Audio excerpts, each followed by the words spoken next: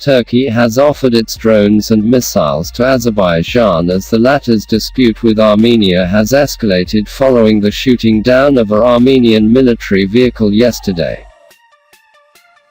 Our armed unmanned aerial vehicles, ammunition and missiles with our experience, technology and capabilities are at Azerbaijan's service, said Ismail Demir, the head of Presidency of Defense Industries, SSB, said in a statement.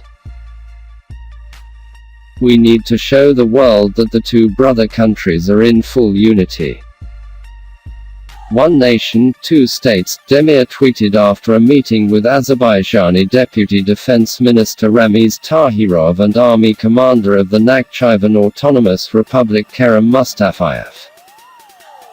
Ankara will also lend new defense systems to Azerbaijan and will work together with Baku for the modernization, maintenance and repair of the country's defense systems. On July 16, Turkish Defense Minister Hulusi Akar met Ramiz Tahirov in Ankara. Armenia will pay for what they have done and be brought to account, the minister said yesterday.